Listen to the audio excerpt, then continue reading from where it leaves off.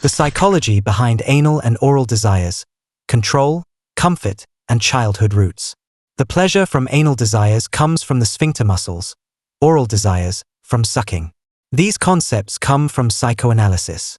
According to Freud, anal desire refers to the satisfaction and sense of control a person feels through managing their bowel movements in early childhood. Around ages 1 to 3, children realize they can decide when to poop, how long to hold it, and how much to release. This is their first real sense of bodily control. In his theory of psychosexual development, Freud pointed out that poop, originally a part of the child's own body, was at first seen as a kind of gift. The loss of it could trigger intense emotional reactions.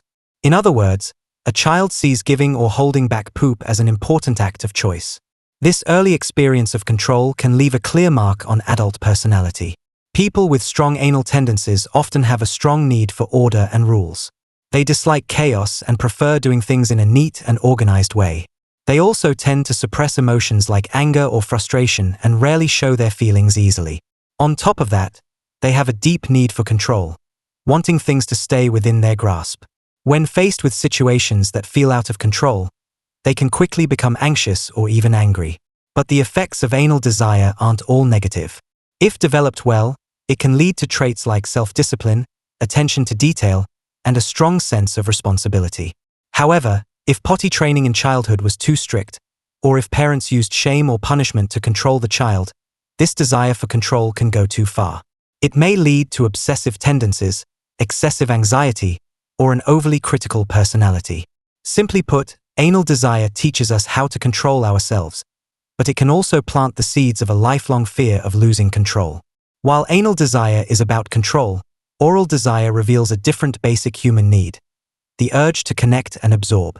This begins in the very first stages of life, roughly from birth to 1 year old. At this stage, babies use their mouths to explore the world, sucking, feeding, licking. These actions don't just satisfy physical hunger. They also give babies their first experience of emotional safety and bonding.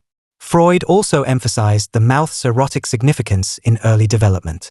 The relationship between a baby and the mother during breastfeeding is the first, and at first, the only, form of intimate human connection. This early experience of being comforted and nourished through the mouth continues to shape us as adults. People with strong oral tendencies often crave intimacy and fear loneliness. They tend to seek comfort through talking, eating, or other oral behaviors. In relationships, they may be clingy or overly dependent, always trying to get closer to others and afraid of being abandoned. When anxious, they might overeat, smoke, or talk non-stop as a way to ease their discomfort. Because their need for connection wasn't fully satisfied in early life, they keep trying to fill that emotional gap in adulthood through oral desires. Although oral desire teaches us how to love and be loved, it can also trap us in a cycle of constantly seeking safety and emotional closeness. Anal and oral desires may involve different parts of the body. One is the anus, the other the mouth, but at their core, they represent two of the earliest ways we explore the world. Anal desire stands for control and mastery. Oral desire stands for absorption and bonding.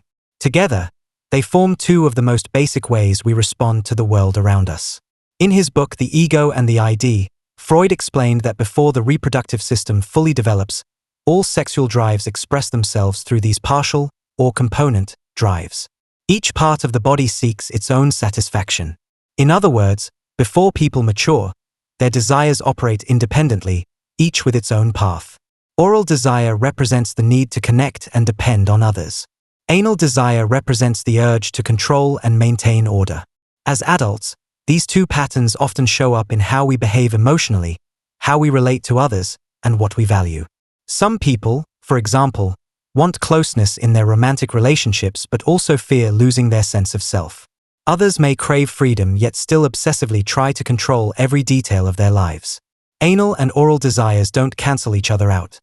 They coexist in everyone, just in different degrees, shaping our unique personalities and life rhythms. So, after understanding the roots of anal and oral desires, the real question is, how do we live with these impulses? We may never fully escape their influence, but we can learn to manage them in healthier ways. Freud talked about a concept called sublimation in his book Civilization and Its Discontents, the idea that we can redirect our primitive instincts into something socially valuable. For example, the urge to control can be transformed into a strong sense of responsibility. The desire to connect can become a source of creativity and deep intimacy. When oral desires are guided well, a person doesn't just take. They learn how to give and receive love in relationships. When anal desires are sublimated, they turn into healthy discipline, allowing a person to stay in control without being rigid or anxious. Maturity isn't about crushing your desires or letting them run wild. It's about finding balance and order within them. You can love someone without needing to control every part of the relationship. You can pursue goals while also accepting that some things in life will always be out of your hands. To close, here's a line that sums it all up. The journey of psychological growth is really about learning how to tame our instinctual impulses.